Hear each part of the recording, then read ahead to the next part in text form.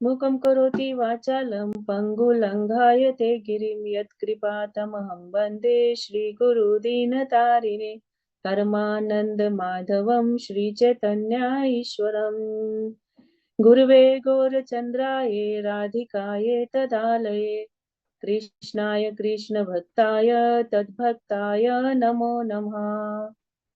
हरे कृष्णा कृष्ण कृष्णा हरे हरे हरे राम राम राम हरे हरे। दीप्ति माता जी आज नहीं है, उनको कुछ जरूरी काम आ गया था, तो इसीलिए आज प्रभुपाद जी के ऊपर जो थोड़ा बोलते हैं वो 5 मिनट के लिए वो नहीं हो पाएगा। वी विल मिस हर, क्योंकि बहुत सुंदर बोलती है माता जी। तो हम लोग पिछले श्लोकास में देखे, जब से भगवान बोलना शुरू किए हैं तो भगवान एक ही चीज के लिए बोल रहे हैं कि देखो, इस जगत में जन्म होना और मृत्यु होना ये कोई नई चीज नहीं है। ये नियम है इस जगत का कि जो भी चीज इस जगत में जन्म ली है या बनी है, जिसको हमने निर्माण किया है, वो एक दिन खत्म होगी ही होगी। ये इस प्रकृति का, इस भौतिक प्रकृति का नियम है, क्योंकि ये प्रकृति कैसी है, अशाश्वत है ना। अशाश्वत मतलब जो परमानेंट नहीं है। तो जो चीज परमानेंट नहीं है तो हम उसके लिए शोक क्यों करें, क्योंकि आप उसको कितने दिन तक प्रिजर्व कर सकते हैं। अभी देखिए, हम लोग, आप लोगों के घर में कुछ ना कुछ व्हीकल जरूर होगा, साइकिल हो, स्कूटर हो या गाड़ी हो, है ना। हम लोग उसको बहुत मेंटेन करके रखने की कोशिश करते हैं। आप 2 साल रख लेते हो, 4 साल, 6 साल, 8 साल, 10 साल, 15 साल, 15 साल तक नौबत नहीं आती है। मैक्सिमम आप कोई भी चीज को 10-12 साल चला पाते हो, उसके बाद क्या होता है, वो टूट फूट के खत्म होनी शुरू हो जाती है। तो आप क्या करते हो, उस चीज को या तो बेच बेच देते हो या उसको स्टोर रूम में फेंक के नया ले लेते हो। ऐसे ही करते हैं ना हम लोग। क्यों? क्योंकि हम उसको कितना भी मेंटेन करने का कोशिश किए, लेकिन वो परमानेंटली मेंटेन्ड नहीं रह पाएगी। कोई भी चीज ले लो आप, इवन आप कोई नई बिल्डिंग बनाते हो, नए घर बनाते हो, आप देखोगे आपके दादा परदादा के जो घर होते हैं, जिन लोगों के पास पुश्तैनी घर है ना, जो बहुत पुराने बने हुए हैं, आप फिर कभी जाते हो, अब क्या होते हैं वो लोग, वो क्या करते हैं, एकदम जर्जर हो जाते हैं, टूटे फूटे हो जाते हैं। हरे कृष्णा हरे कृष्णा। इसके बाद ओके। तो कोई भी चीज परमानेंट, कोई भी चीज ले लीजिए आप अपने कपड़ों को कितना भी धो धो के इस्त्री करके रखिए, कितना भी उनको अच्छे से रखिए, एक टाइम आएगा वो भी फट जाएंगे। या आप किसी कपड़े को बिना यूज किए भी आप उसको संभाल के अटैची में रख दीजिए, आप देखेंगे जब 10-15 साल बाद उसको निकालेंगे तो आपके हाथ में वो कतरने कतरने ही आएंगी। वो हाथ ऐसे करेंगे उस कपड़े को, वो फट जाते हैं कपड़े। कोई भी चीज हो इस जगत में, वो एक टाइम आएगा वो खत्म हो जाएगी। भगवान यही चीज कहने की कोशिश कर रहे हैं यहाँ पे कि ये नियम है। कैसे नियम है? जैसे सर्दी गर्मी आ रही है, सीजन चेंज हो रहे हैं, बारिश के टाइम पे बारिश आ रही है, सर्दी के टाइम पे सर्दी आ रही है, गर्मी के टाइम पे गर्मी आ रही है, बसंत के टाइम पे बसंत आ रहा है। तो तुम उसको रोक नहीं सकते ना। तो क्या समझाने की कोशिश कर रहे हैं, हम अपने जीवन में चीजों को, सिचुएशंस को कितना भी कंट्रोल करने की कोशिश करें, है ना, आप हर चीज को कंट्रोल नहीं कर पाओगे। आप अगर सोचे कि हमारे जीवन में कोई कष्ट आए ही ना, उसके लिए कोशिश करें, तो समय जब आएगा कष्ट का, वो आएगा ही। और आप कितना भी सुखों के पीछे भागते रहें, वो सुख तभी मिलेगा जब आपका समय आएगा उस सुख को प्राप्त करने का। तो इसीलिए हमको ये सब चीजों से कभी विचलित नहीं होना चाहिए। जिंदगी में सुख आए दुख आए, विचलित नहीं होना चाहिए हमको। हमको समभाव रहकर इन चीजों को ग्रहण करना चाहिए, चाहे वो सुख हो चाहे दुख हो। इसी के लिए आगे भगवान 16 नंबर श्लोक में आज बोल रहे हैं, नासतो विद्यते भावो। हरे कृष्णा। ना सतो विद्यते भावो, ना भावो विद्यते सतः। ना भावो विद्यते सतः। उभयोरपि दृष्टान्तः उभयोरपि दृष्टवन्त तो हाँ, एक मिनट। तो स्तुवन्- अन्योस्तत्वदर्शी भी स्तुवन्योस्तदर्शिभिः। और किसका साउंड आ रहा है?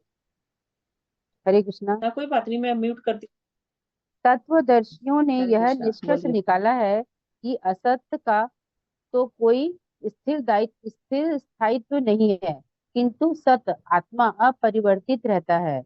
उन्होंने इन दोनों की प्रकृति के अध्ययन द्वारा यह निष्कर्ष निकाला है। हरे कृष्णा। तो भगवान यहाँ पे अ, प्रमाण दे रहे हैं किसका? तत्वदर्शियों का। मैं भी अर्जुन बोले कि भगवान ना कृष्ण, तुम तो मेरे मित्र हो, इसलिए बोल रहे हो, तो मैं तुम्हारी बात कैसे मानूं?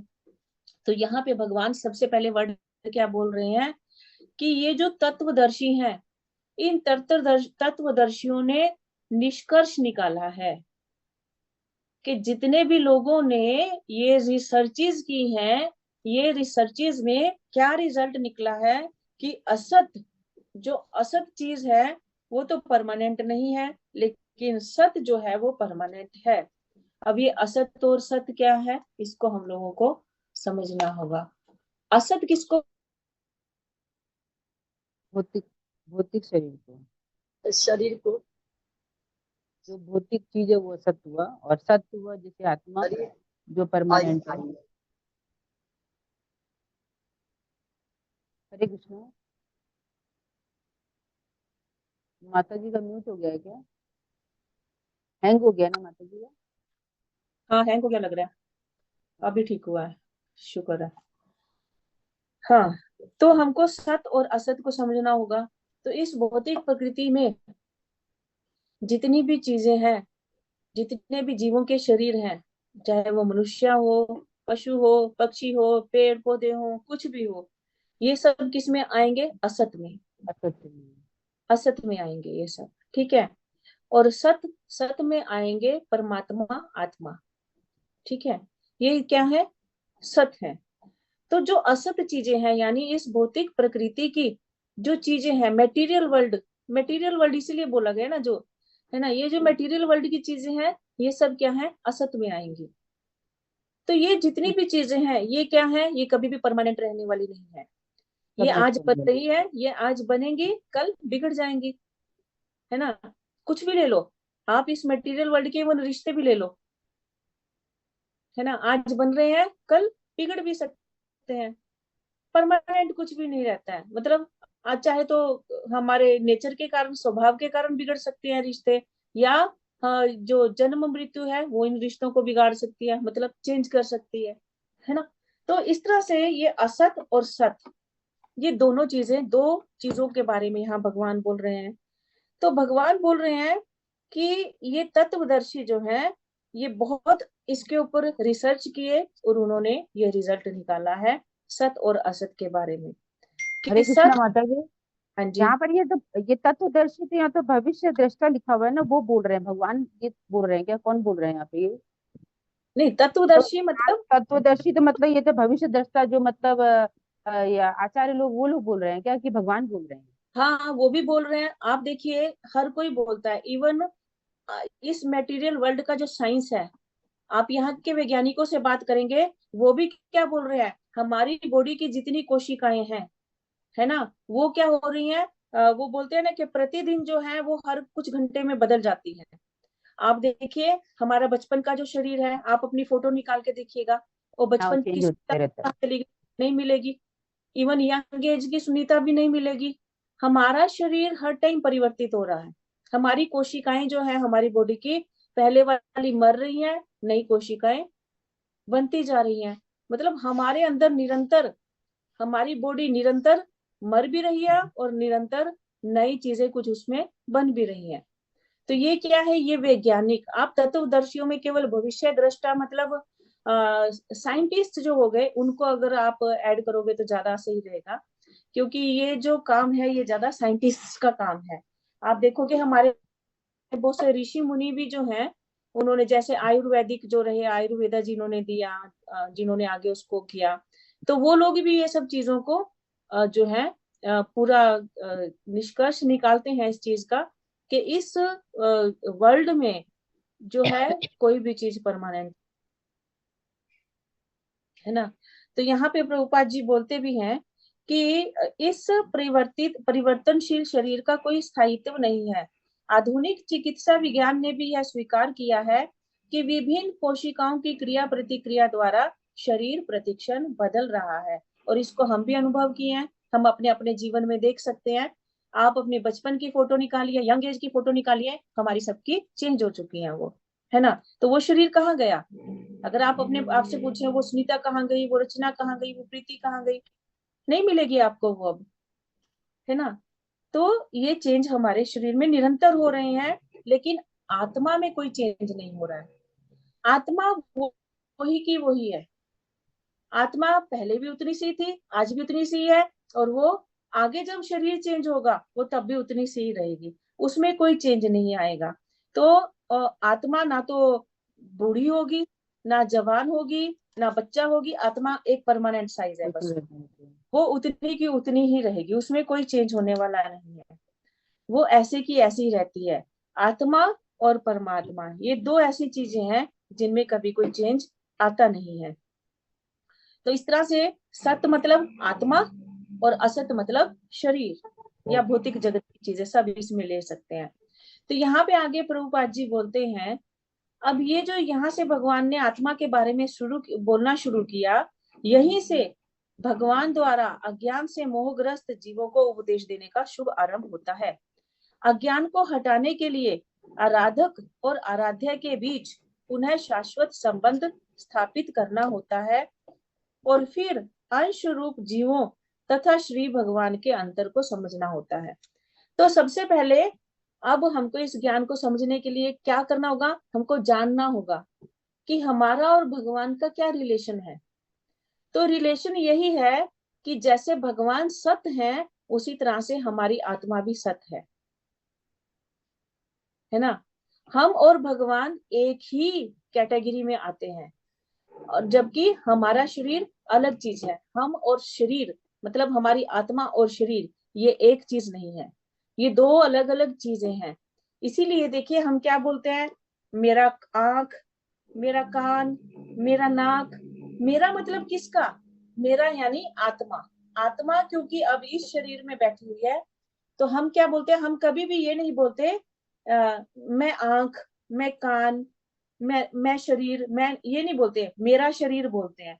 मेरा मतलब कौन? मेरा मतलब ये आत्मा के लिए यहाँ पे हम लोग इसको संबोधित करते हैं। तो इसीलिए हमको समझना होगा, मैं मतलब हम शरीर को आइडेंटिफाई नहीं कर रहे हैं मैं कहने से, है ना। मैं मतलब हम आत्मा को रिप्रेजेंट कर रहे हैं उस टाइम। हम अपने डेली जीवन में भी हर टाइम मैं बोलते हैं जब हम आत्मा को रिप्रेजेंट करते हैं, लेकिन क्योंकि हम अज्ञान में रहते हैं इसलिए इस डिफरेंस को समझ नहीं पाते हैं। बोल हम दिन रात रहे हैं, मेरा शरीर, मेरा हाथ, मेरा कान। हम बोलने में, वर्डिंग में आत्मा बन के बोल रहे हैं, लेकिन समझने में हम अपने आप को शरीर समझ रहे हैं, है ना। तो इसलिए हमको पहले तो ये डिफरेंस समझना होगा कि हमारा डिफरेंस क्या है।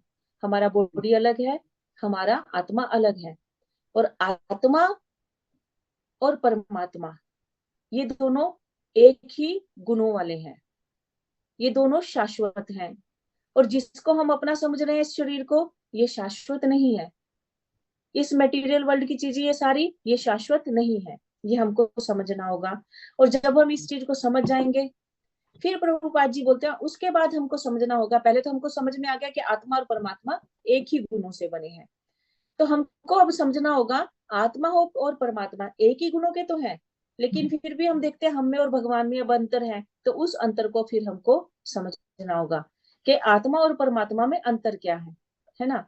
तो वो चीजें, यही प्रथम ज्ञान है, इसी को आत्म साक्षात्कार बोला जाता है। जब हम हमेशा बात करते हैं ना कि मनुष्य जीवन का एक ही कर्तव्य है आत्म साक्षात्कार करना, आत्म साक्षात्कार करना, ये आत्म साक्षात्कार की शुरुआत यहीं से होती है, इस ज्ञान से ही होती जैसे है। और जैसे माता इसीलिए जी, भगवान, बोलिए। नहीं, जैसे माता जी कोई आदमी का मृत्यु हो जाती है तो यही बोलते हैं ना कि फलाना आदमी चला गया, जबकि उसका शरीर यहीं पे है, लेकिन ये बोलते हैं हम्म। कि भाई वो आदमी चला गया, क्योंकि वो आत्मा चली गई तो इसलिए बोलते हैं कि वो चला गया। हाँ, इसलिए आत्मा को तो आइडेंटिफाई इसीलिए कर रहे हैं। क्योंकि जी, जी माता जी बिल्कुल।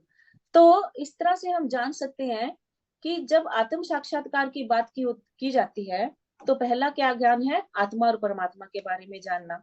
ठीक है। तो इसीलिए भगवान गीता का ज्ञान भी सबसे पहले आत्म साक्षात्कार का ज्ञान देने से ही शुरू करते हैं। वो सबसे पहले यही चीज, आप देखेंगे आगे आगे जितने भी श्लोकास बढ़ते जाएंगे, यही चीज इस वाले चैप्टर में यही सबसे ज्यादा जोर दे रहे हैं कि आत्मा अलग चीज है और शरीर अलग है। ठीक है। तो इसीलिए ये चीज को प्रभुपाद जी बोलते हैं कि हमको बहुत अच्छे से समझना होगा। कोई भी व्यक्ति आत्मा के अध्ययन के द्वारा परमेश्वर के स्वभाव को समझ सकता है। अगर हम आत्मा की स्थिति को, आत्मा के स्वभाव को अच्छे से समझ गए, तो हम भगवान को भी बहुत अच्छे से समझ पाएंगे। अंश तथा पूर्ण के अंतर के रूप में है। मतलब परमात्मा क्या है? पूर्ण है। और आत्मा क्या है? उनका एक अंश मात्र है, एक बिंदु मात्र है। हम सब क्या है? उस परमेश्वर की शक्तियां हैं। हम उनकी शक्तियां कह सकते हैं। हमको उनकी शक्ति के रूप में देखा जा सकता है। जैसे हम लोग भगवान की शक्तियों को 3 भागों में बांटते हैं ना। हम लोगों ने ये पहले भी थोड़ा डिटेल में पढ़ा था। भगवान की 3 प्रकार की शक्तियां हैं। शक्ति मेन दो हैं। मेन दो हैं, पराशक्ति और अपराशक्ति। पराशक्ति मतलब जो भगवान के आध्यात्मिक जगत में कार्य करती है। अपराशक्ति जो भौतिक जगत में कार्य करती है। अब ये जो आत्मा है, ये क्या किस किस कैटेगरी में आता है? ये ओनली आत्मा की बात कर रही हूँ मैं, शरीर की बात नहीं कर रही हूँ अभी। आत्मा क्या है? वो पराशक्ति है। आत्मा क्या है? पराशक्ति है। लेकिन जैसे ही वो इस मेटीरियल वर्ल्ड में एंटर करता है, ठीक है, तो अब उसके पास चॉइस होती है कि वो इस भौतिक जगत में अपने आप को समझे। मतलब वो भौतिक जगत के सुख दुखों में अपने आप को विलीन कर ले, इसको एंजॉय करने में अपने आप को लगा दे, या फिर वो स्पिरिचुअल बना रहे। मतलब आत्मा के पास अब चॉइस है कि वो मटेरियलिस्टिक हो जाए या स्पिरिचुअल बना रहे, है ना। तो इसीलिए आत्मा के लिए जब वो एंटर करती है इस मटेरियल वर्ल्ड में, एक थर्ड कैटेगरी बन जाती है, तीसरी शक्ति बन जाती है। वो क्या है? तटस्थ शक्ति, तटस्थ। है ना। क्योंकि उसके पास चॉइस है अब कि वो किधर उसको उसको मटेरियल वर्ल्ड एंजॉय करना है, या उसको स्पिरिचुअलिटी, आध्यात्मिकता को ही एंजॉय करके वापस भगवान के धाम में जाना है। तो इस तरह से जीव का संबंध पराशक्ति से है, जिसको कि हम आगे 7th चैप्टर में और डिटेल में पढ़ेंगे। किंतु इस इन शक्तियों को जब हम जानते हैं, तीनों शक्तियों को, तो ये तीनों शक्तियां किसकी हैं? भगवान की है। भगवान की है। है ना। तो इसलिए हमको ये जानना होगा कि परम कौन है? भगवान है। शक्तियां परम नहीं है, है ना। भगवान है, हम भगवान की शक्तियां हैं, तभी हमारा अस्तित्व है, तभी हमारी वैल्यू है। नहीं तो हमारी कोई वैल्यू नहीं है। शक्तिमान के बिना शक्तियों की कोई वैल्यू नहीं है, उनको हैंडल करने वाला जब तक ना हो, है ना। एक तलवार जो है, उस तलवार की ऐसे कचरे के ढेर में पड़े हुए कोई वैल्यू नहीं है, वो कचरे के जैसे है। लेकिन अगर उस तलवार को जानने वाला कोई हो, तो उसकी वैल्यू बढ़ जाती है कि नहीं।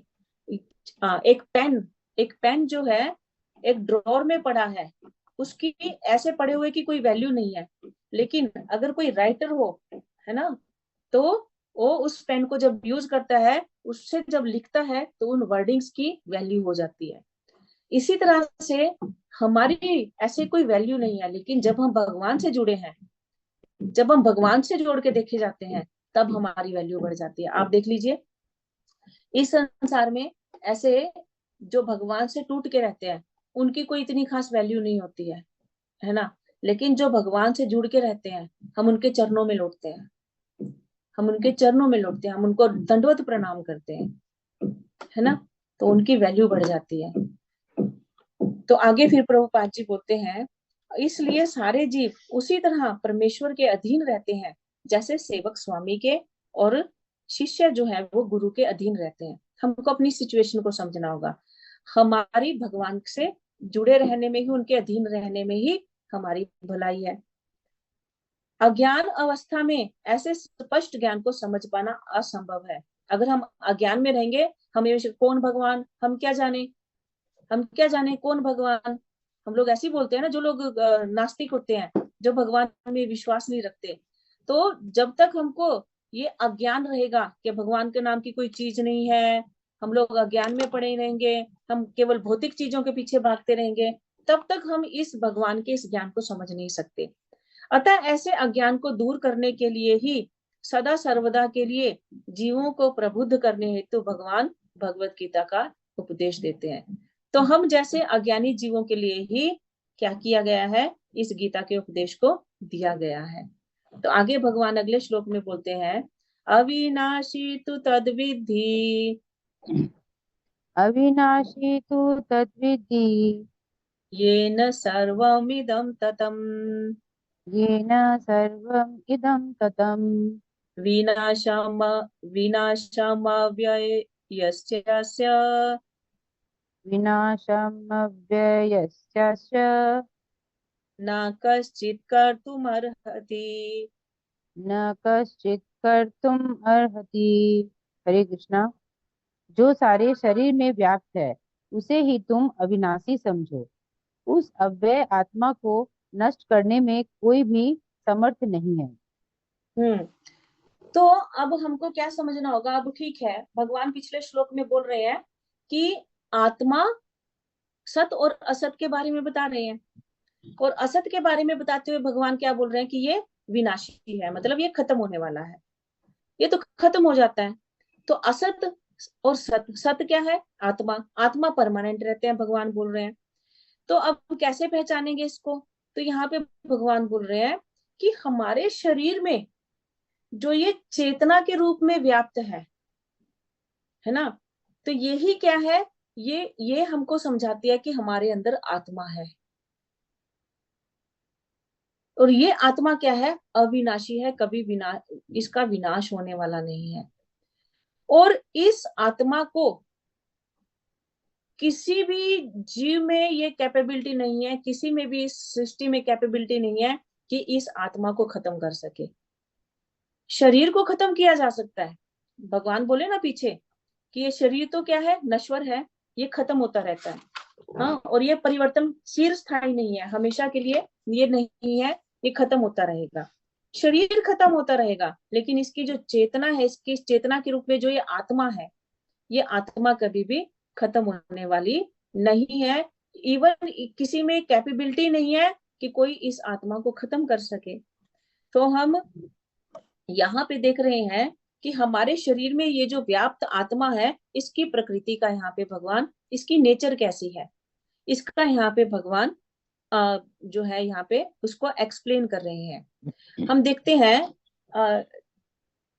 जब हम शरीर को हिला डुला पा रहे हैं, अपनी आंखों को ब्लिंक कर पा रहे हैं, सांस ले पा रहे हैं, जब तक ये सांस चल रही है, जब तक हमारे शरीर में चेतना है, हमको पता रहता है कि हमारे शरीर में आत्मा है। जैसे माता जी पिछले पिछले उसमें एक्सप्लेन करते हुए बोल रही थी कि जैसे ही कोई मर जाता है तो हम क्या बोलते हैं, छोड़ के चला गया, है ना। कि हम क्या बोलते हैं, ये चले गए हैं, मेरे दादाजी चले गए हैं, मेरे ये चले गए हैं, मेरे वो चले गए हैं। तो जैसे एक इसके लिए बोला जाता है कि एक बच्चा स्कूल से आया तो वो देखता है कि घर में बहुत भीड़ है, तो वो सोचता है क्या हुआ, घर में इतने सारे लोग क्यों हैं, आज हमारे घर में कुछ स्पेशल कुछ इवेंट हो रहा है क्या, मुझे तो नहीं पता था। तो वो जैसे जैसे अंदर जाता है तो वो देखता है कि उनके दादाजी जमीन पे पड़े हुए हैं, और उनकी माँ दादी वगैरह वहां थोड़ा साइड में बैठ के रो रही हैं। तो वो जाके पूछता है, माँ क्या हुआ। तो वो बोलती है कि तुम्हारे दादाजी चले गए। वो बोलते चले गए मतलब, दादाजी तो सामने जमीन पे पड़े हुए हैं, तो चला कौन गया, किसकी बात हो रही है, वो आत्मा की बात हो रही है ना। और आप देखेंगे जैसे ही आत्मा शरीर से निकलता है तो ये शरीर क्या होता है, सड़ने लग जाता है। और जब तक आत्मा शरीर में है तब तक वो एक गर्माहट रहेगी शरीर में, हाँ, उसकी सांसें जो हैं इंसान की चलती रहेंगी। लेकिन जैसे ही आत्मा निकला, शरीर ठंडा पड़ना शुरू हो जाता है, स्मेल आना शुरू हो जाता है उसमें से, उस वो मेंटेन ही नहीं कर पाता। और आत्मा रहती है, आत्मा क्या कर रही है, आत्मा रहने से शरीर बच्चे से बड़ा हो रहा है, बड़े से फिर वो थोड़ा यंग हो रहा है, यंग से रिप्रोडक्शन भी कर रहा है, और शरीर कर रहा है, ठीक है, और शरीर में परिवर्तन भी हो रहे हैं।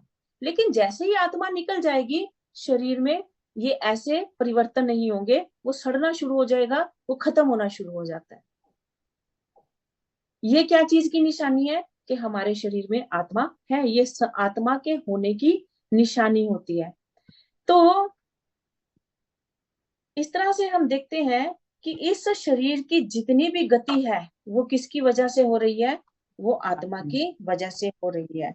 अब ऐसे में कोई बोले हम तो मानते ही नहीं है आत्मा नाम की कुछ चीज है, आत्मा है ही नहीं, तो वो क्या है, अज्ञान है, जो लोग ऐसे बोलते हैं, है ना। तो इवन हमारी बॉडी में जितनी जो क्रियाएं होती हैं, ऑक्सीजन लेना बॉडी का, ब्लड सेल्स का बनना, ये सब तभी तक होता है जब तक आत्मा हमारे शरीर में रहती है। आत्मा जैसे ही निकली, ऑक्सीजन जाना, ब्लड सेल्स बनना, हमारी शरीर की कोशिकाओं का चेंज होना, ये सब अपने आप बंद हो जाता है, फिर कोई चीज नहीं रह, ये सब कार्य नहीं होते हैं। तो ये अब अब कोई सोचे कि अच्छा ये शरीर पूरे शरीर में व्याप्त है, मतलब ये तो बहुत बड़े साइज की होगी। तो शास्त्र बताते हैं कि इस आत्मा के साइज के बारे में शास्त्र क्या बोल रहे हैं, श्वेताश्वतर उपनिषद है, उसमें बोला गया है, बालाग्र शत भागस्य शतधा कल्पितस्य च भागो जीवा स विज्ञेय ना चानन्त्याय कल्पते।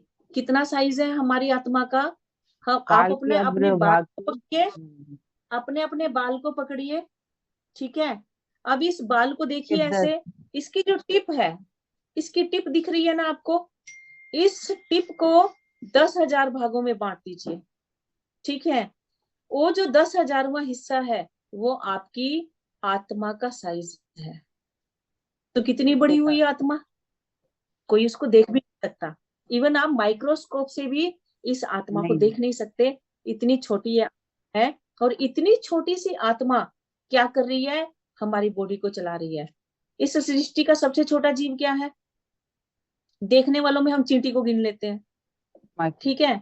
और सबसे बड़ा जीव बताइए क्या है, सबसे बड़ा जीव आपने क्या देखा आज तक, वेल, हाथी। हाथी, हाथी।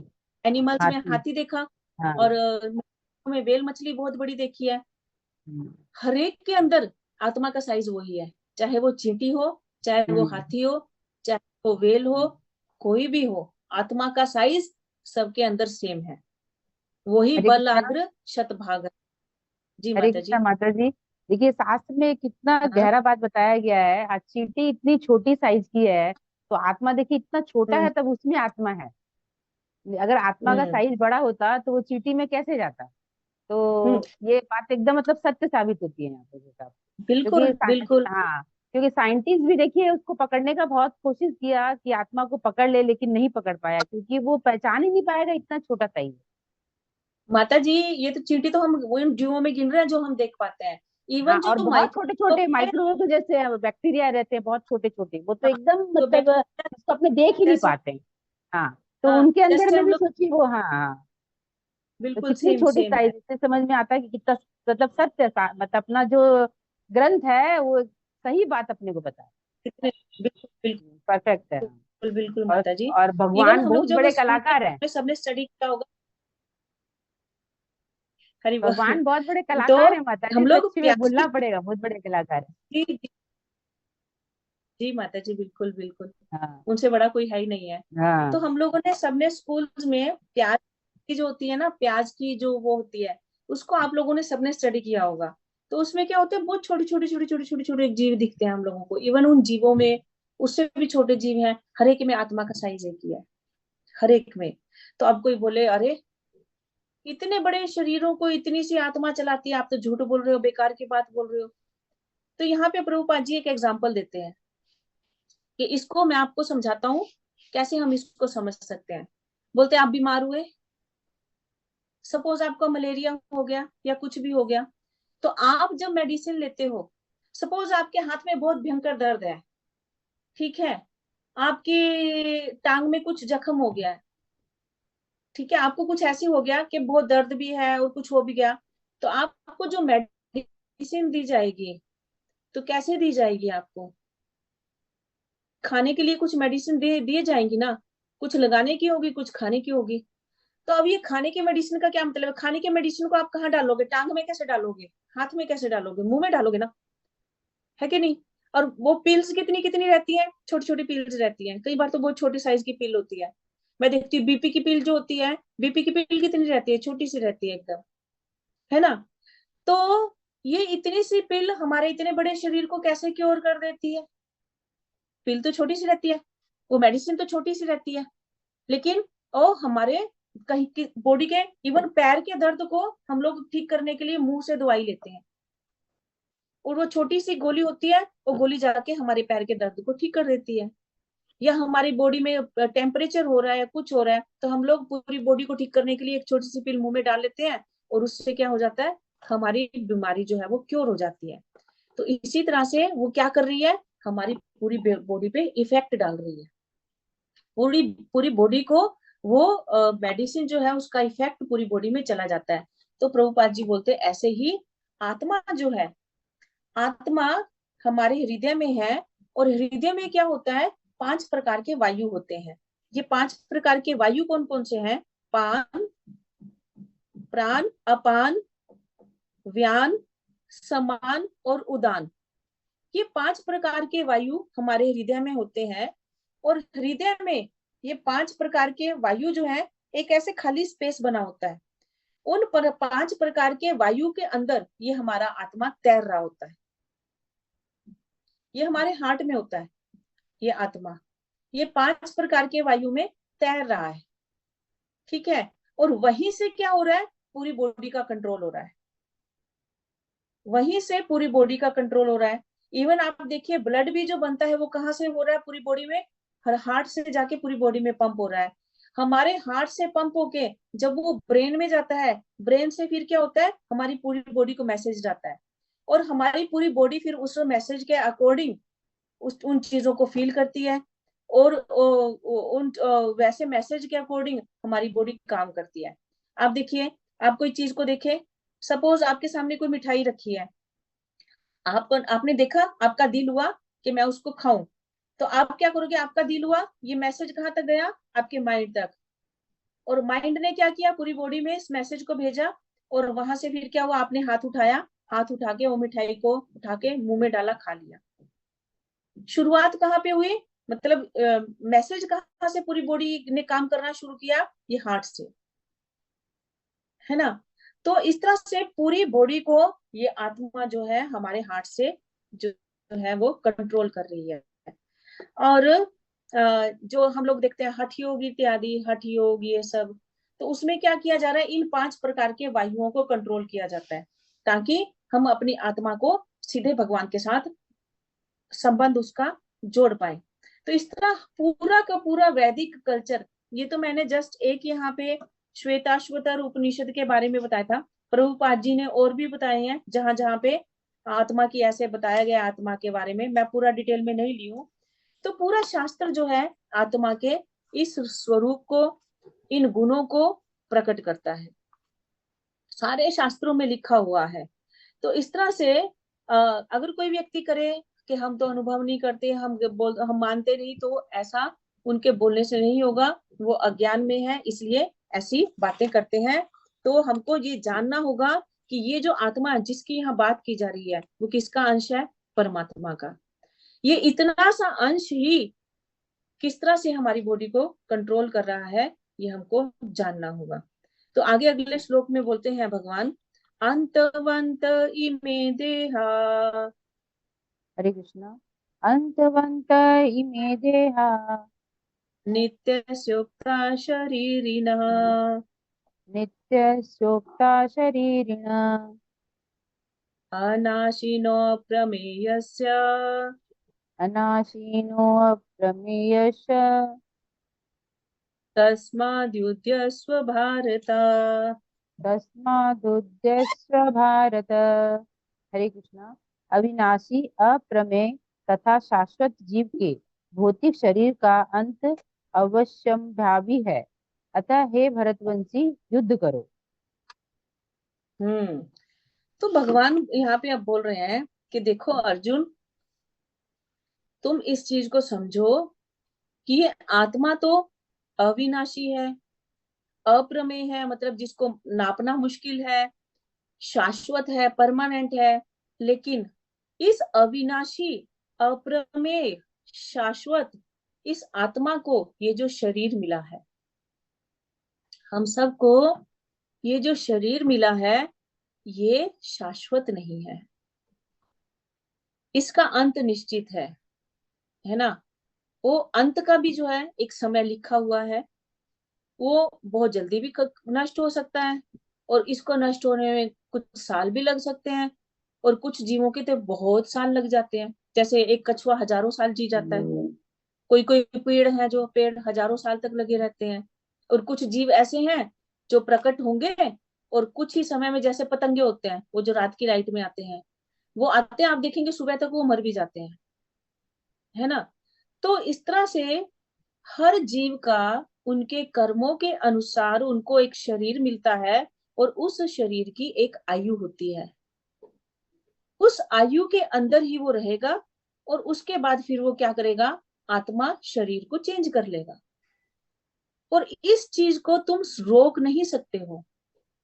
अगर कोई व्यक्ति बोले कि नहीं मैं ये कर लूं वो कर लूं और इस चीज को रोक लूं, तो भगवान बोल रहे हैं अर्जुन, तुम अगर सोच रहा है कि तेरे युद्ध करने से ये लोग फिर ये परमानेंट रह जाएंगे, तो तू गलती में है। तू किसी भी तरह से इन लोगों को मरने से रोक नहीं सकता। तो जैसे कि हम देखते हैं, और वो जो विश्व रूप वाला चैप्टर आएगा, 12वां या 13वां चैप्टर है ना वो, भगवान जब विश्व रूप का दर्शन कराते हैं, 11वां 11वां है माता जी, 11वां। हाँ 11वां विराट। चैप्टर, तो उसमें हम क्या देख रहे हैं, भगवान अर्जुन को दिखा रहे हैं कि तुझे लग रहा है कि तू मार रहा है, ये तो देख। भगवान विश्व रूप जब दिखाए तो वो देख रहे हैं, अर्जुन क्या देख रहा है, भीष्म पितामह भगवान के काल रूपी मुख में जा रहा है, भीष्म पितामह जा रहे हैं, द्रोण जा रहे हैं, उनके सारे ये जो कौरव भाई हैं ये सब जा रहे हैं, सबको जाते हुए देख रहे हैं। भगवान बोल रहे हैं तुझे तो मैं सिर्फ निमित्त बना रहा हूँ, क्योंकि काल के द्वारा ये तो ऐसे ही ग्रसे जा रहे हैं, क्योंकि ये काल भी जो है भगवान का ही एक स्वरूप है। हम पढ़े थे ना, अब इसकी भूमिका में, इंट्रोडक्शन की भूमिका में, है ना, ईश्वर जी प्रकृति काल। तो क्या काल क्या है, भगवान का ही एक स्वरूप है। जो लोग भक्त होते हैं उनको भगवान जो है दिव्य स्वरूप के दर्शन होते हैं भगवान के। लेकिन जो अभक्त होते हैं वो उनको भगवान काल रूप में लेने के लिए आते हैं। जो लोग भक्त होते हैं वो भगवान के, जब वो मृत्यु जो है उनको मृत्यु रूप में नहीं आती, वो उनको वरदान के रूप में उनको होता है कि अब भगवान से मिलन होगा, भगवान के दर्शन होंगे, इसलिए वो मृत्यु को खुशी के साथ स्वीकार करते हैं। लेकिन जो भौतिकता में फंसे हुए जीव होते हैं, आप देख लीजिए, जो लोग भक्त होते हैं वो बहुत शांति से अपने शरीर को छोड़ते हैं। उनके शरीर जो होता है जब वो छोड़ते हैं तो मुख बहुत शांत होता है। लेकिन जो भौतिकता में फंसे हुए लोग होते हैं, मेटीरियलिस्टिक लोग जो होते हैं, वो बहुत कष्ट से अपने शरीर को छोड़ते हैं, और वो कभी भी शांत होकर अपने शरीर को नहीं छोड़ पाते हैं, क्योंकि मृत्यु जो है उनके उनके सामने काल रूप में, एक डरावने रूप में आती है ना, दिव्य रूप में नहीं आती है, डरावने रूप में आती है। तो इसीलिए हमको भगवान बोल रहे हैं अर्जुन, तुम इस चीज को समझो कि तुम्हारे छोड़ने से भी ये ऐसा नहीं कि मृत्यु को प्राप्त नहीं होंगे।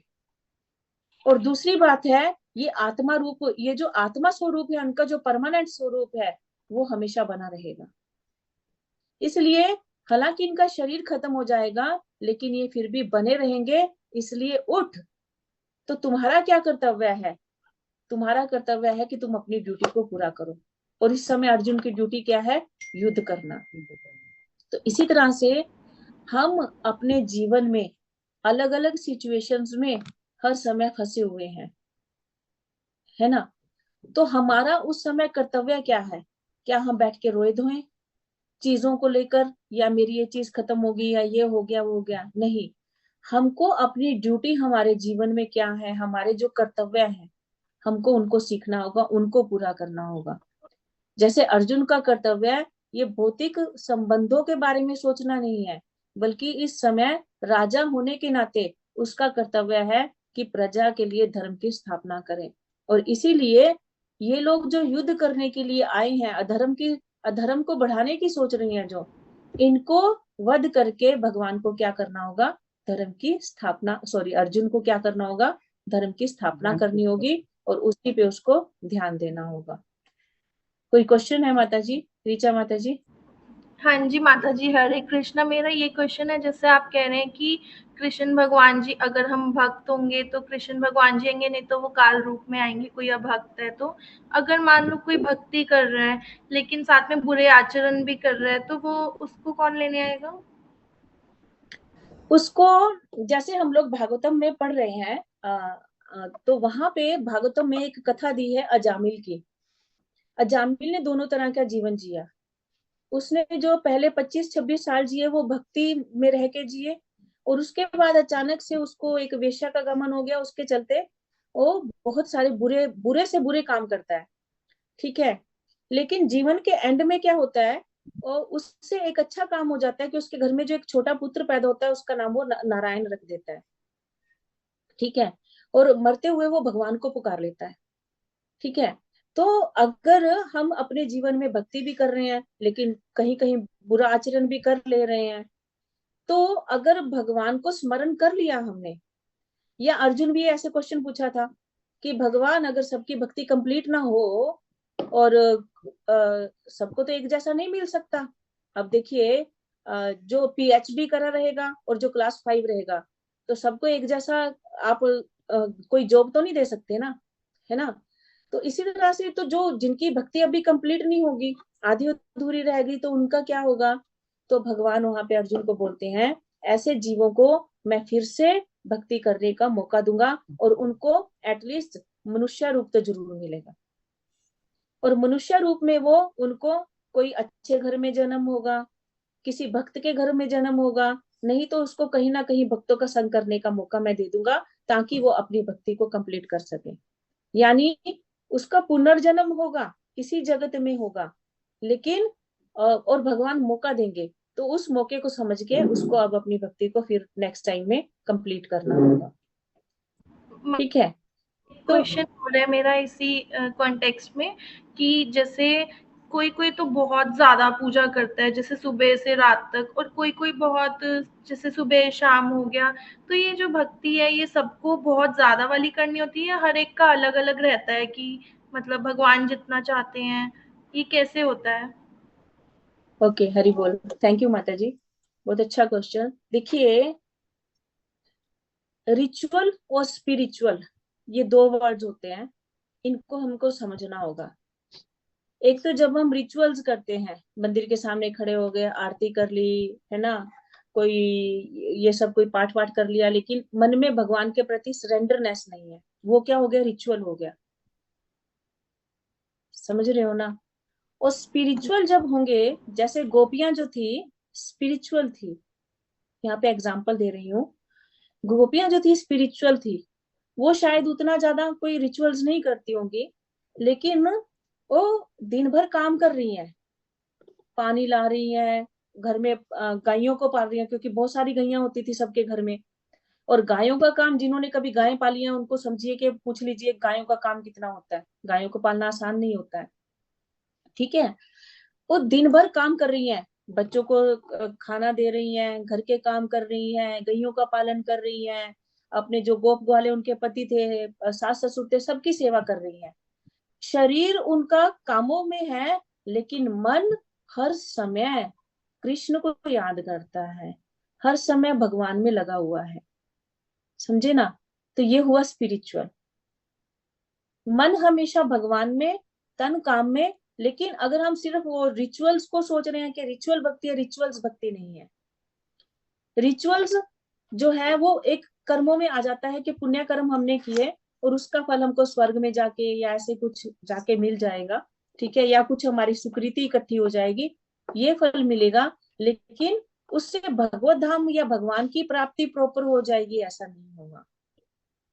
तो ये रिचुअल और स्पिरिचुअल को हमको समझना होगा, तो हम समझ पाएंगे कि एक्चुअल भक्ति क्या है। हरे कृष्णा, समझ रहे हो? क्लियर हुआ आपका? दीदी सॉरी माता जी, क्या कहते हैं, फिर तो हमें हाँ उस हिसाब से क्या कहते हैं नाम जाप ज्यादा करना चाहिए इंस्टेड ऑफ हाँ। कि हम बार बार सुबह शाम पूजा से ज्यादा नाम पे ध्यान देना चाहिए। नहीं, ऐसा नहीं है कि उसकी कोई वैल्यू नहीं है एकदम से रिचुअल्स की। देखिए, आप जब घर में आपके जब आपने विग्रह रखे हो, चित्रपट रखे हो, तो उनकी सेवा का एक अलग वैल्यू है। लेकिन वो जो आप कर रहे हो उनकी सेवा, विग्रहों की या चित्रपट की, जब आप सेवा कर रहे हो आपके मंदिर में जो है, उनको जस्ट एज रिचुअल कर रहे हो या प्रेम से कर रहे हो? जो सुबह शाम या दोपहर दिन में जितना भी सेवा कर रहे हो, आप किस भाव से कर रहे हो? एक आपको होता है ना कि जैसे जैसे पहले हम लोग भी थे, ठीक है, मैं अपना ही बता देती हूँ, भक्ति में आने से पहले, हाँ, एक सीखा हुआ था बचपन से कि घर में सुबह शाम ज्योत जगानी है, समझ गए ना? तो उसमें हम लोग कई बार तो होता था, गुस्सा आ रहा था, मन नहीं होता, तब भी जाके धूप बत्ती घुमाए, रखे और चलो हो गया काम। This is just a ritual, है ना? ये रिचुअल हो गया जिसको हम बस एक बिना कोई उसका महत्व समझे, हम लोग उसको एक रिचुअल को फॉलो कर रहे हैं। और हो गया कि चलो घर के बड़ों ने कुछ सिखाया है, तो हम लोग ये रिचुअल को करना है और इसको मान के हम लोग कर रहे हैं। लेकिन एक हो गया कि नहीं, ये मेरे भगवान है, ये मेरे यहाँ पे बैठे हुए, मतलब हम इनके सेवक हैं और हमारे हमको इनकी सेवा करनी है। हम जिस भी रूप में है, हमने उनको एक बच्चे के रूप में रखा है, एक बड़े रूप में रखा है, उस रूप में हम उनके प्रति प्रेम करके हम उनको बार बार जाके कुछ उनकी सेवा कर रहे हैं, है ना? उनको उस भाव से अगर दिया अर्पण कर रहे हैं, प्रेम के भाव से, अगर हम उनको अगरबत्ती अर्पण कर रहे हैं प्रेम के भाव से, तो ये स्पिरिचुअल हो जाएगा। और हमको फल भी उस पूजा का, उस सेवा का, अगर हम रिचुअल कर रहे हैं तो अकॉर्डिंगली मिलेगा, अगर हम स्पिरिचुअल होके कर रहे हैं अकॉर्डिंगली मिलेगा। ठीक है, क्लियर हुआ? हरे कृष्णा। तो इस तरह से भगवान यहाँ पे अर्जुन को बोल रहे हैं। जी माता जी। ओके, मैं एक तो भगवान बोलिए। मेरा बस एक क्वेश्चन और था बोलिए बोलिए। कि जैसे एक तो हरे राम हरे कृष्णा वाला जो मंत्र है, एक होता है जैसे श्री राधा ऐसा नाम जाप करें, तो मतलब कौन सा करना चाहिए हर टाइम, हरे कृष्णा वाला या फिर कैसे करना ओके चाहिए? ओके, आप एक्चुअली थोड़ा सा ना अभी भक्ति में जुड़े हो, तो इन चीजों को एक्चुअली जरूर समझना चाहिए। देखिए, हम जो गौड़िया संप्रदाय है, ठीक है, आप देखोगे भक्ति के बहुत सारे संप्रदाय चल रहे हैं, ठीक है। अब कुछ तो राधा रानी को अपनी स्वामिनी मान के, मतलब वो जो भाव रखती हैं, उनके भाव को अपना के भक्ति कर रहे हैं। और कुछ कृष्ण के सेवक बन के उनको वो जो करते हैं उनके हिसाब से सेवा कर रहे हैं। तो हम जो गौड़िया संप्रदाय वाले हैं, हम लोग राधा रानी के जो है सेवक हैं, मतलब राधा रानी के होके सेवा कर रहे हैं। तो राधा रानी का भाव क्या है? राधा रानी दिन भर किसको पुकारती है? कृष्ण को। राधा रानी किसको सेवा करना चाह रही है दिन भर? कृष्ण को, है ना? तो इसीलिए हम राधा रानी के अनुगत्य में, उनके सर्वेंट्स बन के राधा रानी के, तो जैसे हम क्या बोलते हैं दिन भर? हरे कृष्णा हरे कृष्णा। हरे मतलब क्या है यहाँ पे? राधा रानी जो है यहाँ पे शक्ति रूप में है, हरे मतलब, ठीक है। क्यों यहाँ पे हरे डायरेक्ट राधा क्यों नहीं बोला जाता? क्योंकि राधा क्या है? हमारी स्वामिनी है ना? और कोई भी स्वामी का नाम डायरेक्टली नहीं लेता है। लेते हैं क्या? नहीं लेते ना। तो इसीलिए हम लोग क्या बोल रहे हैं? राधा नाम को ही याद कर रहे हैं, लेकिन हरे रूप में याद कर रहे हैं। हम क्या बोल रहे हैं? हरे कृष्ण कृष्ण कृष्ण हरे हरे, हरे राम राम राम हरे हरे, है ना? तो ये राधा रानी का प्रिय वर्ड्स है, राधा रानी के प्रिय शब्द हैं कृष्ण। और भगवान क्या है? राम, यानी आनंद देने वाले हैं। तो कृष्ण आकर्षक रूप में और आनंद देने में कृष्ण सबसे आगे है। तो इसलिए राधा रानी कृष्ण और राम ये स्वरूप में उनको याद करती हैं। और जो लोग राधे राधे बोलते हैं वो किनकी पार्टी के हुए? कृष्ण की पार्टी के। क्योंकि कृष्ण क्या कर रहे हैं हर टाइम? राधा राधा को सबसे प्रिय कौन है भगवान को? राधा रानी है ना। तो आ, आ, अब दोनों में अंतर क्या है? कृष्ण की कृपा जल्दी नहीं मिलती है, कृष्ण की कृपा जल्दी नहीं मिलती है, कृष्ण जल्दी से प्रसन्न नहीं होते हैं। वो भक्ति में पात्रता देखते हैं, मतलब आपकी कैपेबिलिटी कितनी है वो देखते हैं। लेकिन राधा रानी बहुत जल्दी प्रसन्न हो जाती है। राधा रानी करुणामयी है, स्त्री हृदय है ना, राधा रानी करुणामयी है। तो इसीलिए हम राधा कृष्ण कृष्ण बोल के हम लोग राधा रानी को प्रसन्न करने का प्रयास करते हैं, और इसलिए राधा रानी जल्दी प्रसन्न हो जाती हैं। तो हम जल्दी से उनके इष्ट भगवान और राधा रानी दोनों की कृपा प्राप्त कर सकते हैं। तो इसीलिए हम राधा रानी के अनुगत्य में रहकर इस हरे कृष्ण महामंत्र का जाप करते हैं, और ये साथ में ये भाव रखते हैं, ये प्रार्थना करते हैं कि हे राधा रानी हमको अपनी सेवा और भगवान की सेवा में लगाइए। Thank you. मेरे को ठीक बहुत है। दिन से ये सोच भी रही थी कि जो हरे शब्द का अर्थ क्या है वो आपने खुद ही बता दिया। Thank you so much. Hari okay, बोल। Thank you. Hare Krishna. Thank you माता जी। तो बहुत जन नए जुड़े हुए हैं इस क्लास में, इसलिए माता जी के इन क्वेश्चंस को मैंने बहुत अच्छे से एक्सप्लेन किया, क्योंकि बहुत जन बहुत नए जुड़े हुए हैं। पुराने लोगों को तो फिर भी सब कुछ पता है ये सब, लेकिन नए लोगों को ये सब नहीं पता है। तो हम लोग राधा रानी की पार्टी के हैं, ये समझ लीजिए। हम लोग राधा रानी के हैं, इसलिए कृष्ण कृष्ण करते हैं राधा रानी के जैसे। तो इसलिए अब अर्जुन को कृष्ण बोल रहे हैं कि हे अर्जुन तुम उठो और अपनी ड्यूटी का पालन करो, क्योंकि आत्मा परमानेंट है, शरीर नश्वर है, शरीर को तुम ऐसे भी नहीं बचा पाओगे। तो इसलिए अच्छा होगा तुम्हारे लिए कि तुम इससे अच्छा है कि अपनी ड्यूटी को पालन करो। कम से कम कर्तव्य पालन का टैग तो तुमको लग ही जाएगा ना, है ना। तो आगे अगले श्लोक में बोलते हैं य एनम वेति हंतारम। हरे कृष्णा। य एनं वेत्ति हन्तारम् यश्चैनं मन्यते हतम्। यश्चैनं मन्यते हतम् उभो तो न विजानीतो। उभोतो न विजानीतो नायं हन्ति न हन्यते। नायं हन्ति न हन्यते। हरे कृष्णा। जो इस जीवात्मा को मारने वाला समझता है तथा जो इसे मरा हुआ समझता है वे दोनों ही अज्ञानी हैं, क्योंकि आत्मा न तो मारता है और न मारा जाता है। तो अब भगवान बोल रहे हैं कि देखो अर्जुन, अगर तुम सोच रहे हो कि तुम उनको मारोगे, मैं अपने माता पिता को नहीं, अपने पितामह को नहीं मार सकता, मैं अपने गुरु को नहीं मार सकता, मैं अपने भाइयों साला ससुर इनको नहीं मार सकता। भगवान बोलते जब आत्मा दिखती नहीं है तो तुम मारोगे कैसे? कोई कैसे मार सकता है इस आत्मा को जिसको तुम देख ही नहीं पा सकते? तो इसीलिए अगर कोई सोचे कि ये मारने वाला है या ये मरा हुआ है, या कोई सोचे कि ये बॉडी को देख के सोच ले कि ये तो मर गया, तो दोनों ही भगवान बोलते अज्ञान में है। क्योंकि इस आत्मा को ना तो मारा जा सकता है और ना ही ये आत्मा कभी मरता है। और अगर ऐसा व्यक्ति कोई सोचता है तो वो क्या है? अज्ञानी है, मूर्ख है।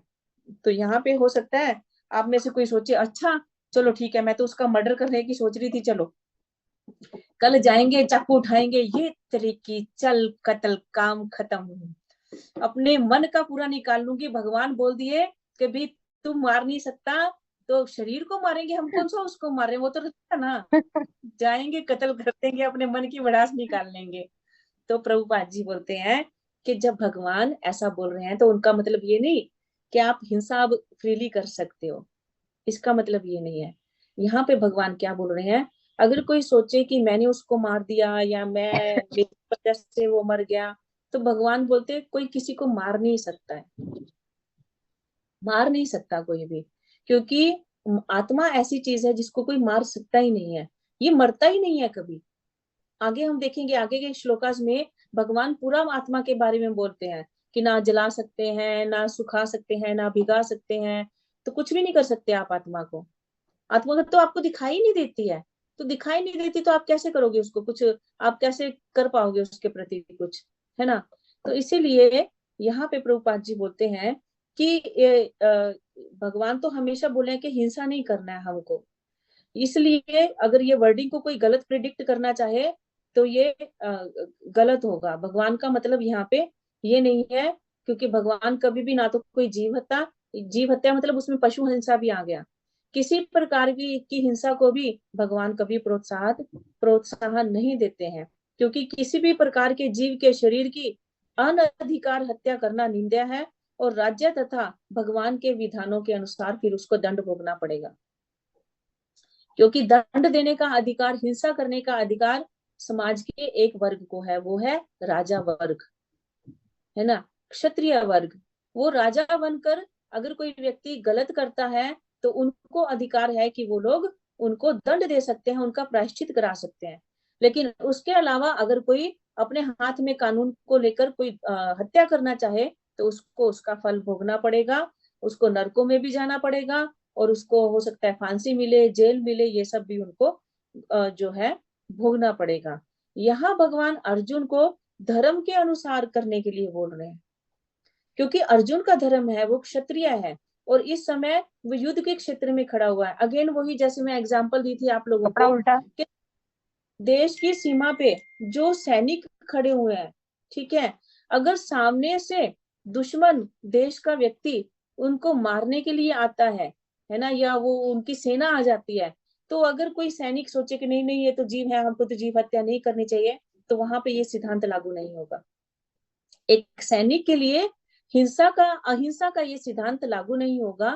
तो देश, काल और पात्र, जगह के अनुसार ये चीजें अप्लाई होती हैं, सिद्धांत अप्लाई होते हैं, है ना। कौन व्यक्ति है, कैसा है, किस जगह पे खड़ा है, कहाँ पे है ना, तो ये चीजें अप्लाई होती हैं। और अब अर्जुन का देश, काल, पात्र क्या है, वो क्षत्रिय है, वो उसका धर्म है ये हिंसा करना, यहाँ पे इस युद्ध स्थल में खड़ा हुआ है वो, है ना।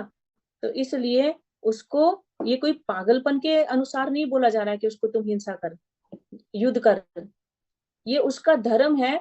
इसीलिए भगवान उसको बोल रहे हैं कि उठो और धर्म ये अपने धर्म को पूरा करो। एक श्लोका और कर लेते हैं, बस ज्यादा नहीं, फिर हरे उसके कृष्ण बाद हम माता लोग। जी। जी माता जी। हाँ, एक बात पूछनी थी मुझे कि जैसे आत्मा है तो हम्म। बोलते हैं कि प्रेतात्मा भी है, तो ये आत्मा और प्रेतात्मा का डिफरेंस क्या है? ओके, आत्मा जो है कभी कभी क्या होता है, उसके कर्म कुछ ऐसे रहते हैं कि उसको कोई शरीर की प्राप्ति नहीं होती है, ठीक है, ये पंच तत्व वाले शरीर की प्राप्ति नहीं होती, तो उसको एक प्रेत योनि मिलती है। ये कर्मों के अनुसार एक योनि है प्रेत, इसलिए प्रेत को क्या बोला जाता है, योनि बोला जाता है। प्रेत भी जो है वो एक योनि है ना। जैसे अलग अलग योनियां बनाई हैं भगवान ने, अलग अलग जीव बनाए हैं, उसी तरह से प्रेत भी एक योनि है। तो इस योनि में भी मनुष्य अपने कर्मों के अकॉर्डिंग जाके फंसता है, ठीक है। जब तक उसके कर्म वहां पे जितनी देर तक उसके लिखे होंगे, वो तब तक उस शरीर में रहेगा, और उस शरीर के बाद फिर उसको अकॉर्डिंगली, फिर उसके कर्मों के अकॉर्डिंग फिर आगे उसको किस योनि में जाना है, वो उसके कर्मों से निर्धारित होगा, ठीक है। आत्मा ऐसा नहीं है कि वो आत्मा का मतलब वो अलग कोई आत्मा है, आत्मा तो एक ही है जो भगवान का अंश है। ये बाकी सब जो है हम लोग जो गिनते हैं ये योनियां है, ठीक है। हरे ओके, हरे कृष्णा। एक श्लोक और कर लेते हैं। ना जायते म्रियते वा कदाचिन, हरे कृष्ण। न जायते म्रियते वा कदाचिन्, नायं भूत्वा भविता वा न भूयः, नायं भूत्वा भविता वा न भूयः, आजो नित्यः शाश्वतोऽयं पुराणो, अजो नित्य शाश्वतोऽयं पुराणो, न हन्यते हन्यमाने शरीरे। न हन्यते हन्यमाने शरीरे। हरे कृष्णा। आत्मा के लिए किसी भी काल में न तो जन्म है न मृत्यु। वह न तो कभी जन्मा है न जन्म लेता है और न जन्म लेगा। वह अजन्मा है, नित्य, शाश्वत तथा पुरातन है। शरीर के मारे जाने पर वह मारा नहीं जाता।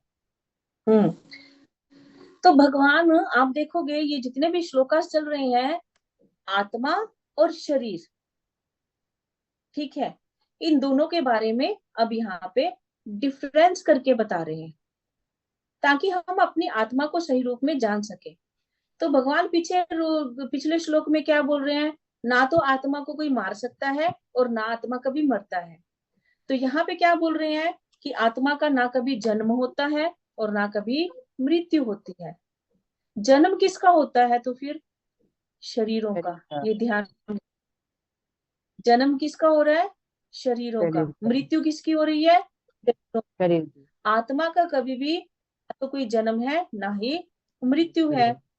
और जो जन्म नहीं लेगा उसकी मृत्यु हो भी नहीं सकती है ना। तो इस तरह से हम देखते हैं कि आत्मा कैसा है? अजन्म्य है, परमानेंट है, नित्य, शाश्वत है, हमेशा रहने वाला है, और पुरातन, सबसे पुराना है। सबसे पुराना है। जैसे भगवान पुरातन है, ऐसे ही हमारा आत्मा भी क्या है? पुरातन है, यानी सबसे पुराना है। और शरीर मर जाता है लेकिन आत्मा कभी मरता नहीं है। शरीर के मारे जाने पर भी आत्मा को मारा नहीं जाता। तो हम देखते हैं इस प्रकृति में, आप पूरी भौतिक प्रकृति में नजर डालेंगे तो क्या देखेंगे हम लोग? ये शरीर जो है हमारे, उसमें 6 तरह के चेंजेस होते हैं। वो क्या क्या है? जन्म लिया, जन्म, चेंजेस, ये 6 तरह के लिख सकते हो आप लोग, क्योंकि बहुत जगह ये हमारे काम आते हैं समझने में। तो 6 चेंजेस क्या है? जन्म, और जन्म के बाद क्या होता है?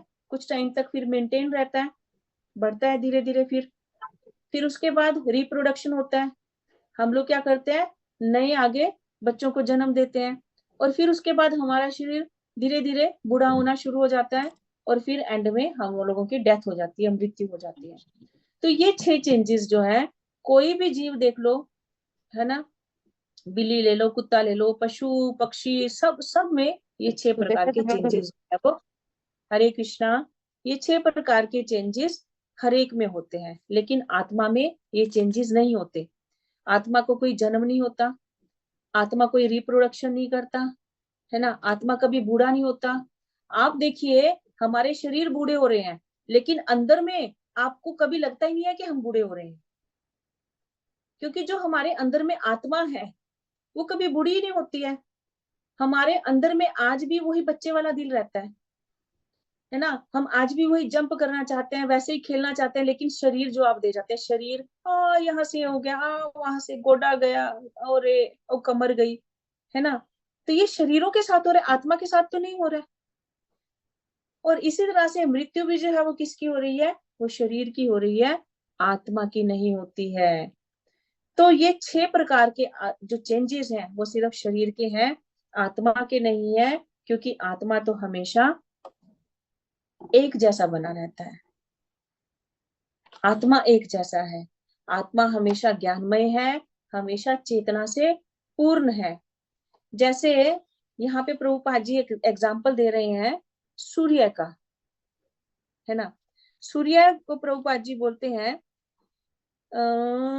कभी कभी हम बादलों या अन्य कारणों से आकाश में सूर्य को नहीं देख पाते, किंतु सूर्य का प्रकाश हमेशा ही विद्यमान रहता है। कभी कभी क्लाउड्स आ जाते हैं ना, हमको लगता है क्या सूरज नहीं दिख रहा है, लेकिन फिर भी हमको जब सुबह होती है तो पता लग जाता है। सपोज सुबह सुबह उठे, बहुत क्लाउड्स हैं, सूर्य समय पे नहीं निकला, लेकिन फिर भी आप उठ जाते हो, आप बोलते हैं सुबह हो गई है।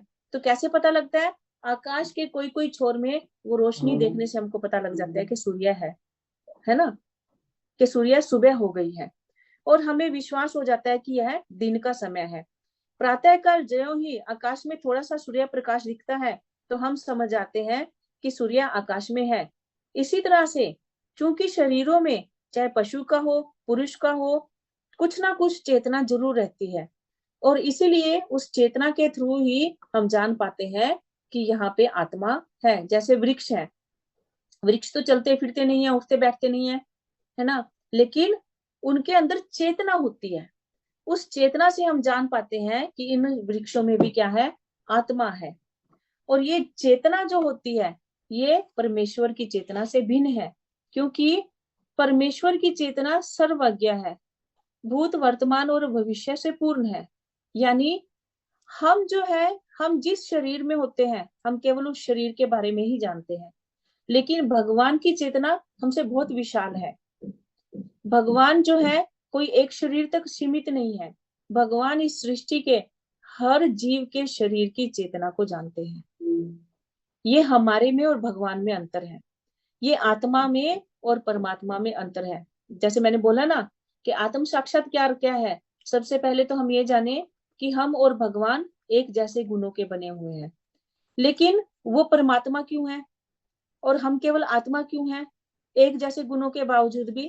तो ये चीज का अंतर है कि हमारी चेतना सीमित है, लेकिन भगवान की चेतना अनलिमिटेड है। उनकी चेतना को हम लोग बांध नहीं सकते, हमारी चेतना केवल एक शरीर तक बंधी रहती है। तो इस तरह से यहाँ पे कठोपनिषद का एक एग्जाम्पल प्रभुपाद जी देते हैं। वहां पे कैसे ये आत्मा जो है इस भौतिक जगत में आती है और किस तरह से उसके साथ होता है, उसके बारे में एक एग्जाम्पल, एक वृक्ष का एग्जाम्पल देते हैं कि ये जो वृक्ष, ये जो शरीर है, इसको आप समझ लो कि एक वृक्ष है और इसमें दो पक्षी हमेशा बैठे रहते हैं, है ना। एक पक्षी क्या है, आत्मा, और दूसरा पक्षी क्या है, परमात्मा। क्योंकि प्रत्येक जीव के अंदर भगवान परमात्मा रूप में बैठे हुए हैं। इसलिए बोलते हैं ना कि मेरे अंदर से आवाज आई। ये आवाज कौन देता है, परमात्मा देते हैं, है ना। तो अब कैसे होता है, अब ये जो आत्मा रूपी पक्षी होता है ये फलों को खाने में व्यस्त रहता है, टुक टुक टुक टुक करके फ्रूट्स खाता रहता है, स्वाद लेता है। कभी उसको खट्टे फ्रूट्स मिलते हैं, कभी कड़वा आ जाता है और कभी मीठे। तो इस तरह करके वो फ्रूट्स को खाता रहता है। लेकिन ये जो परमात्मा रूपी जो पक्षी है ये क्या करता है, उस जीव रूपी पक्षी को केवल देखता रहता है, यानी उसका साक्षी बनके उसके कर्मों को देखता है। अब ये जीव जो है जब इसका इस पेड़ से फ्रूट खा के मन भर जाता है, तब ये करता है, क्या करता है, नए किसी पेड़ पे उड़ जाता है। यानी जब इसके यहाँ पे कर्म कंप्लीट हो जाते हैं इस शरीर में, तो नए शरीर पे चला जाता है। और ये जो परमात्मा रूपी पक्षी है वो भी उसके पीछे पीछे चला जाता है। अब ये परमात्मा रूपी पक्षी जो है साक्षी रूप में एक तो उसके कर्मों को देख रहा है, नंबर 2 वो इंतजार कर रहा है। किस चीज का इंतजार कर रहा है वो परमात्मा रूपी पक्षी, कि आत्मा रूपी पक्षी कब ये मेरी तरफ देखे और कब मैं इसको हमारा जो परमानेंट हाउस है वहां पे उस घर में इसको वापस ले चलूं। क्योंकि ये बेकार के फल यहाँ खाने में लगा हुआ है, वहां पे इसको परमानेंट मीठे फल मिलने वाले हैं। समझ रहे हो ना। और ये आत्मा रूपी पक्षी इन फलों को खाते खाते एक टाइम आता है जब उसका मन भर जाता है, और तब वो जैसे ही इस परमात्मा रूपी पक्षी की ओर देखता है तो उसी समय ये परमात्मा रूपी पक्षी उसको भक्ति में जोड़ देते हैं। वो उसे किसी गुरु से मिला देते हैं, किसी ऐसे मार्ग में डाल देते हैं कि वो उसको भगवान की प्राप्ति हो जाती है, और फिर उसको वो भगवत धाम में उसका गमन उस भक्ति को करके हो जाता है। ठीक है। तो इसलिए भगवान, हालांकि हम इस भौतिक जगत में आ फंसते हैं, लेकिन परमात्मा रूप में भगवान बोल रहे हैं ना, सुहृदम सर्वभूतानाम, कि इन सारे जीवों का सबसे बड़ा मित्र कौन है, मैं हूं। आगे आगे हम गीता पढ़ेंगे तो वहां भगवान बोल रहे हैं कि मैं सब जीवों का सबसे बड़ा मित्र हूँ, सबसे बड़ा संबंधी हूँ। क्योंकि बाकी जो शरीर के रिश्ते हैं, इवन आपका शरीर, वो तो आपका साथ छोड़ देंगे, लेकिन मैं हर योनि में, किसी भी योनि में कहीं भी जाओगे, मैं हमेशा आपको साथ रहूंगा। कब तक, जब तक आप मेरे धाम में वापस नहीं आ जाते। और धाम में भगवान तो परमानेंटली हमको मिल ही जाएंगे, फिर वहां से वैसे ही अलग नहीं होंगे, है ना। तो इस तरह से ये यहाँ पे भगवान अर्जुन को आत्मा का और शरीर का अंतर बता रहे हैं, आत्मा के गुणों को यहाँ पे प्रकट कर रहे हैं, ताकि अर्जुन इस डिफरेंस को समझने के बाद मेन जो उसका कर्तव्य है, जो उसकी ड्यूटी कंप्लीट करना है, वो उसको समझ पाए और अपनी ड्यूटी को सही से कर पाए। और इसीलिए भगवान हमको भी अर्जुन के थ्रू समझा रहे हैं कि हमारा मेन क्या है, अपने जीवन में हमारे जो कर्तव्य हैं इस शरीर के नाते, है ना, हमारे वर्णाश्रम धर्म के नाते हमारे जो कर्तव्य हैं, हमारा मेन क्या है, हमको उनको कंप्लीट करना है। मेन धर्म हमारा ये है। और उसको कंप्लीट करते करते हमको भगवान जो हमसे चाह रहे हैं उनकी इच्छा को पूरा करते हुए हमको उनकी भक्ति करनी है और भगवान से हमको अपना संबंध स्थापित करना है। यही हमारे इस मनुष्य जीवन का सबसे बड़ा कर्तव्य है और इसी को हमको फॉलो करना है। यही संदेश गीता के माध्यम से भगवान हम लोगों को दे रहे हैं। हरे कृष्णा। श्रीला प्रभुपाद की जय। श्रीमद् भागवतम की जय। अभी